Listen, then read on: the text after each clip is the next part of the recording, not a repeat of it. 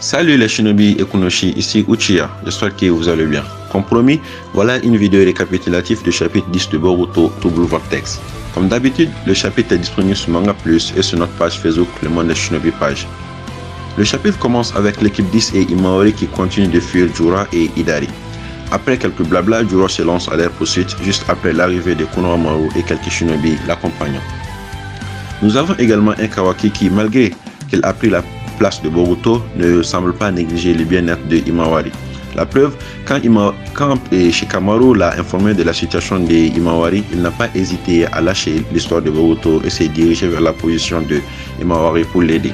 Delta elle bof. La meuf depuis le début de Turbo Vortex, elle ne brille plus comme c'était le cas dans la première partie. Elle est là, elle suit Kawaki partout, bien vrai que c'est à la demande de Deida. Franchement, elle a carrément changé de comportement si j'ose dire. Elle était arrogante, indoctable, mais actuellement elle est là, elle suit Kawaki partout. J'espère seulement qu'on va pas nous dire que la meuf elle est amoureuse de Kawaki. Boruto également, son Kama ne s'est toujours pas désactivé malgré la distance qu'il a dû mettre entre lui et Kawaki. Retour à Hidari et Konohamaru. Je vous assure, la communauté anglophone de la franchise Naruto Boruto est vraiment sans pitié avec certains personnages et c'est pas pour nous déplaire en tout cas. Personne ne croit en Konohamaru. En vérité, il ferait bien d'attendre l'arrivée de Matsuri sur le billet, sinon c'est pas encore son heure. Je pense, Matsuri et Shinjubog, on croirait les oublier tellement Jura et Hidari les ont éclipsés. J'avais carrément oublié qu'ils étaient 4 ces Shinju. J'imagine qu'on va devoir attendre un moment avant de les avoir en action, ces deux autres là aussi. Puis arriva Sarada pour nous éviter la suite du blabla entre Hidari et Konohamaru. Konohamaru d'ailleurs qui cherchait à comprendre le délire de la correspondance entre le chakra de Hidari et Sasuke. Sarada qui arrive tranquille comme si de rien n'était, elle panique pas la meuf. Tantôt on disait que son père était de retour, puis elle voit l'inconnu avec Konohamaru, ça la perturbe pas pour autant. J'étais choqué franchement, mais j'ai encore été plus choqué juste après, car Sarada juste après s'être adressée à Konohamaru est tout de suite prise d'assaut par Hidari qui avait également remarqué sa présence. La facilité et la rapidité avec laquelle elle a esquivé l'attaque de Hidari, je vous assure, ça m'a fait frissonner des ouf. Ça faisait grave longtemps que j'avais pas ressenti ce genre de truc en lisant un manga. Elle a des réflexes de ouf la petite, sans oublier la vitesse à laquelle elle a contre-attaqué et sans hésitation qui plus est. Cette rencontre père-fille de la famille Uchiha ne fait que commencer. C'était franchement ma partie préférée du chapitre. C'est vraiment la partie qui m'a le plus fait hyper. Et pour finir cette vidéo récapitulative, je vais vous parler de Kurama et Imawari.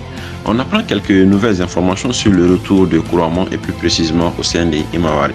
D'ailleurs, on voit un moment qu'Imawari s'était évanoui pendant qu'elle échangeait avec Kurama. C'est nouveau je trouve, qu'un autre s'évanouit juste parce qu'il échange avec son démon. Kurama nous rapporte certains faits, notamment confirmant ceux qui avaient été déjà apportés dans Naruto Shippuden si vous voulez. Le fait qu'un démon à queue peut revenir à la vie, peu importe l'endroit et le temps que cela devrait prendre. Un peu comme on a l'habitude de le voir dans d'autres animés et mangas. Certains personnages sont condamnés à toujours ressusciter, qu'importe le nombre de fois qu'ils meurent. Par exemple, c'était le cas de Meliodas de Nanatsu no Taizai ou Seven Deadly Sins ou les 7 péchés capitaux si vous voulez. Bref, un truc du genre. Mais suite à certains facteurs, on dirait que cette résurrection peut être accélérée comme ce fut le cas de Kurama pour revenir au sein des Imawari. On apprend également ce que les Shinju attendent par le mot dévorer. Ce qu'ils attendent par le mot dévorer est en réalité l'absorption de leur chakra. Comme vous le savez, dans le chapitre 5 de Turbo Vortex, chaque Shinju avait désigné une cible qu'il ou elle avait l'intention de dévorer. Et donc, en réalité, il s'agirait de l'absorption de leur chakra. Un peu comme ce qu'avait fait Kaguya avec les êtres blancs.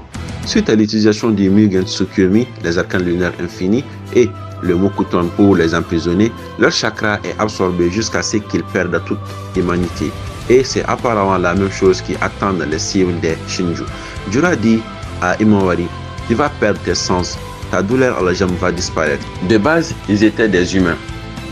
Donc, suite à l'utilisation des arcanes lunaires et l'absorption de leur chakra, ils se sont continuellement transformés en des êtres blancs. Donc, ils ne sentent ni douleur ni rien. Donc, c'est un peu ce qu'ils attendent les cibles des Shinju. Pour en revenir à Kurama et Himawari, Kurama rapporte quelques informations pouvant expliquer son retour, bien qu'il n'en ait pas lui-même sûr. Premier point que j'ai moi-même évoqué dans une de mes vidéos, à savoir l'héritage du chakra de Kurama. Selon Kurama, Himawari a une partie de son chakra. Il dit que Himawari l'a peut-être hérité à sa naissance. Il dit également que c'est peut-être parce que le chakra de Uzumaki, plutôt le sang Uzumaki et le sang Hyuga coulent dans les veines de Himawari. Il finit également sur la remarque selon laquelle que c'est certainement un coup du destin. Moi personnellement, je suis d'avis pour le premier point, sur lequel Kurama fait une affirmation, le fait que Himawari possède son chakra.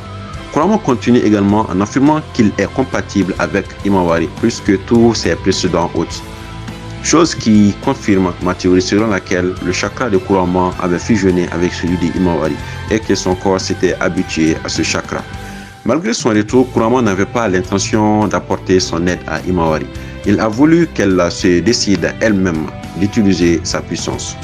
Ironie d'histoire, Inoji se fait littéralement planter du mokuton dans la poitrine, chose qui a pour effet de mettre Himawari en colère. Ne vous inquiétez pas, j'imagine que il y a l'autre là, Sakura, qui va venir à la rescousse. Mais pour le moment, restons concentrés. Et malgré son avertissement, Kurama décide d'aider Himawari pour faire face à Jura. Himawari se transforme. Sa transformation ressemble à ceux de Naruto quand il ne maîtrisait pas encore le chakra de Kurama. Le chapitre se transforme plutôt... le chapitre se termine sur la transformation de Himawari. C'est un chapitre très ouf qui a été principalement marqué par Sarada et Himawari, notamment par Himawari par sa transformation et Sarada par l'esquive et sa vive réactivité face au clone de son père. Et aussi un peu par l'action suicidaire de Inoji. Donc du coup, c'est la fin de cette vidéo. J'espère qu'elle vous aura plu et à très vite pour la suite.